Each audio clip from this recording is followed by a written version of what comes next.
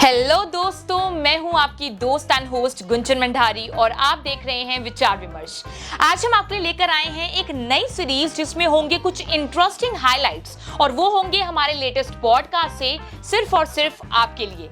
ये छोटी छोटी क्लिप्स केवल आपको एंटरटेनमेंट ही नहीं देंगी, लेकिन उसी के साथ आपको ये देंगी एक नया पर्सपेक्टिव और नॉलेज का एक टेस्टर भी। तो थोड़ा देखो, थोड़ा सीखो और थोड़ा सोचो। और अगर आपको ये हमारे शॉर्ट हाइलाइट पसंद आते हैं, जो कि हम यकीन के साथ कह सकते हैं कि आपको आएंगे ही, तो YouTube पर हमारा फुल पॉडकास्ट देखना मत भूलिए और हमारे साथ इस ज्ञान की जर्नी में जुड़ जाइए। तो चलिए बिना किसी देरी की शुरुआत करते हैं। आप जाकर हाइलाइट्स देखिए और नॉलेज बेंच शुरू करिए। अवेयरनेस बहुत कम है लोगों में। अवेयरनेस कम है तो कोई करप्शन पे सवाल नहीं उठाता तो सरकार अवेयरनेस कम होने का क्या कारण है? एक तो बात लोग खुद जानना नहीं चाहते या फिर जो सरकार है वो उनको नहीं बता रही है उन पर्टिकुलर स्कीम्स, उन पर्टिकुलर बातों के बारे में। सरकार तो आई गेस बताती है अवेयरनेस तो जनता नहीं जानना चाहती। जनता जानना चाहती बट रिसोर्सेज नहीं है। आप इंस्टाग्राम पे जाओगे, आपकी फीड में क्या मिलता है आपको? लोग डांस कर रहे होते हैं, लोग बाइक चला रहे होते हैं, the cringe type of video. But China में क्या है, अगर मैं चाइना से कंपेयर करूं, सेम पॉपुलेशन ऑलमोस्ट, उनका अपना टिकटॉक चलता है। वहां पे आता है कि कौन सा मेडल जीत के आ रहा है, कौन से स्पोर्ट्स में क्या कर रहा है, कोई अपने ऊपर कैसे ध्यान दे रहा है। अगर ऐसी रेगुलेशंस इंडिया में भी आ जाएं कि ये जो थोड़ा क्रिंज वीडियो, कोई क्रिंज वीडियो बना देते हैं, उस पे आ जाते हैं 150-200 मिलियन व्यूज। कोई अच्छे काम की video, talk about the social media influencers जो भी हैं इस समय पर, मोस्ट ऑफ द अगर मैं सोशल मीडिया इन्फ्लुएंसर्स की बात करूं तो यही है जो इस टाइप की वीडियोस बनाते हैं। और उसके बाद भी लाइक आप मानेंगे नहीं कि मान लो अगर मैं दो लोगों को कंपेयर करूं, यहाँ पर जो कोई एक पर्सन बना रहा है video on something that is positive, that then youth needs to understand, उस पर शायद 200 व्यूज होंगे और 200 से भी मैं ज्यादा बोल दिया, मैंने 200 100 होंगे। और वही अगर वीडियो मान लो कोई क्रिंज टाइप की वीडियोस है, कुछ भी डेली शॉर्ट व्लॉग्स में बोल दूं, ठीक है, नॉर्मल जो चीजें रहती हैं, like I am not talking about any particular industry right now. अगर आप फैशन की बात करें, makeup industry, that is a particular field, ठीक है, सबका इंटरेस्ट अलग अलग चीजों में होता है, लेकिन I am talking about the particular cringe videos. तो उसमें आप देखेंगे एक ही वीडियो में, चाहे वो 10 सेकंड की वीडियो होगी, उसमें 2 से 3 लाख के व्यूज होंगे। So that is something that needs to be changed in order to see our country in a more progressive manner in the upcoming years.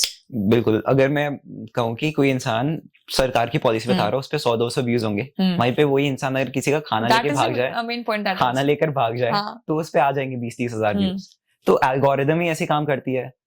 तो लोगों को भी खुद से एक बार वो होनी चाहिए ना, ड्राइव होनी चाहिए कि अच्छा ये चेंज करना है।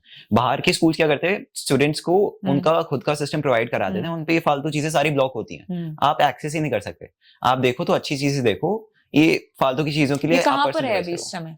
फॉर एग्जाम्पल अगर मैं यूएस की बात करूं या ऑस्ट्रेलिया में बात करूं, तो वहां पे स्कूल्स खुद का सिस्टम प्रोवाइड कराते हैं। ये नहीं कि आप नोटबुक ले जा रहे हो और वो इंडिया में नहीं है। हाँ, जो बने बनाए नोट्स हैं, टीचर आके बोल देता है बच्चों को सेम नोट्स नोटबुक में लिखने होते हैं।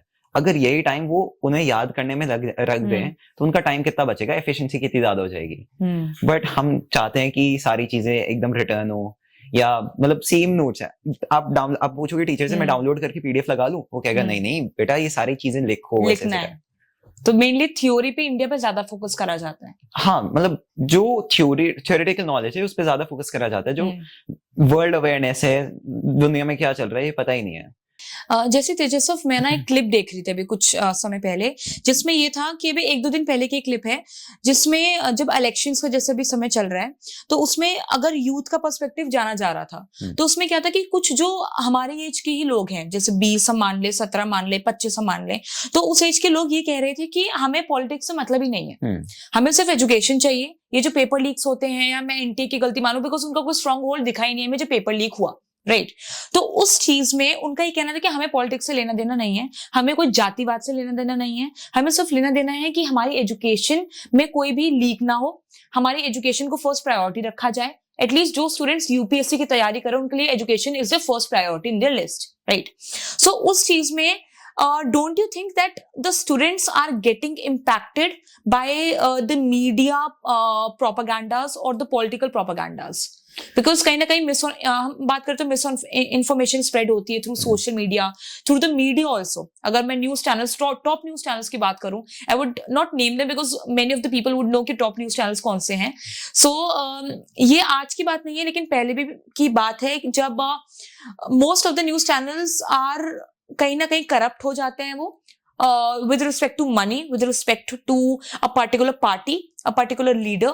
That is very wrong firstly. तो don't you think कि कहीं ना कहीं जो misinformation spread हो रही है उससे कहीं ना कहीं जो students हैं हमारी एज के, they are getting impacted by the media or the political propagandas? They are definitely getting impacted. उनका ये जो कहना है कि हमें पॉलिटिक्स से कुछ लेना देना नहीं है, I think that is the frustration जो, that is the pain in the voice, हाँ, दैट इज द फ्रस्ट्रेशन जो over the years they have faced, कि इंसान गुस्से में कह देता है ना मेरे को पढ़ाई लिखाई नहीं करनी, मैं जा रहा हूँ सब छोड़ के, वो गुस्सा होता है, थोड़े दिन बाद उसे समझ में आता है कि नहीं पढ़ाई इंपॉर्टेंट है एंड उस पर फोकस करना चाहिए। वैसे आई थिंक यूथ को भी समझना चाहिए कि पॉलिटिक्स में अगर आप इंटरेस्ट रखोगे, पॉलिटिक्स के बारे में सोचोगे, तभी आप ये सारे चेंजेस ला पाओगे। एंड डेफिनेटली उनका कहना सही है। मैं एनटीए की बात करता हूँ, एनटीए अभी 1 महीने पहले नोटिस लाता है कि 3rd अटेम्प्ट भी होगा एडवांस का, अब 2-3 दिन पहले वो चेंज कर देता है कि नहीं 3rd अटेम्प्ट नहीं होगा। 1 महीने में ही आप कभी कह रहे हो होगा, हर एग्जाम में रहता है, हर बार हर एग्जाम में रहता है, कभी एग्जाम लीक हो जाता है, 50 लाख कैंडिडेट्स बैठते हैं एक एग्जाम में, बैठे थे, वो एग्जाम ही कैंसिल हो गया, 50 लाख बच्चे अपने घर से निकल के गए, पढ़ाई करके गए, एग्जाम कैंसिल हो गया, क्यों? क्योंकि पेपर लीक हो गया था।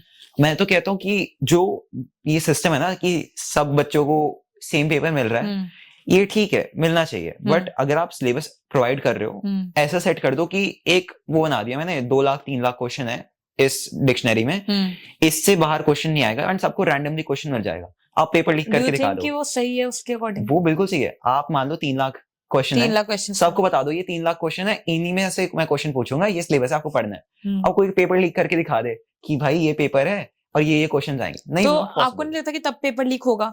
तब बहुत मुश्किल हो जाएगा। मान लो आप 3 लाख क्वेश्चन हैं, लेकिन जिसको लीक करना वो करेगा, मुश्किल हो जाएगा। अभी क्या होता है कि एग्जैक्ट सेट ऑफ क्वेश्चन आते हैं, उसको पता है यही क्वेश्चन है, एग्जैक्ट भेज दिया, ठीक है। अब जब 3 लाख क्वेश्चन है एंड जो सिस्टम है वो रैंडमली पिक कर रहा है 100 क्वेश्चंस, रैंडमली पिक कर रहा है 90 क्वेश्चंस, तो जैसे SAT एग्जाम होता है बाहर के लिए, वो भी इसी कंसेप्ट पे बेस्ड है। एक एग्जाम होता है standard aptitude test, SAT exam, 1600 800 इतने मार्क्स का होता है वो बाहर की कंट्रीज में सारी जगह ही चलता है, USA, ऑस्ट्रेलिया, है ना, सब जगह SAT ACT यही चलता है। ये भी सिस्टम पे होता है एंड इसमें भी रैंडम क्वेश्चंस होते हैं और रैंडमली आते हैं बेस्ड ऑन इंसान की एप्टीट्यूड कैसे चल रहा है। फॉर एग्जाम्पल एक ने अटेम्प्ट कर दिया एक क्वेश्चन गलत, तो आने वाले क्वेश्चंस रिलेटिवली इजी हो जाएंगे। वहीं पे कोई इंसान सारे सही करता जा रहा है तो धीरे धीरे वो लेवल हार्ड होता जाता है। तो काफी स्मार्ट सिस्टम उन्होंने अडेप्ट कर रखा है, level up and level hard. हाँ, लेवल अप होता रहता है एंड अगर आप सही कर रहे हो, एंड जो नहीं कर पा रहे, मान लो एकेडमिकली उतना स्ट्रांग नहीं है, तो उसके लिए नीचे धीरे धीरे होता रहता है। सो अगर ऐसा सिस्टम बाहर की कंट्रीज यूज कर रही है एंड उनकी यूनिवर्सिटीज टॉप रैंकिंग्स में आ रही हैं, तो व्हाई नॉट इंडिया?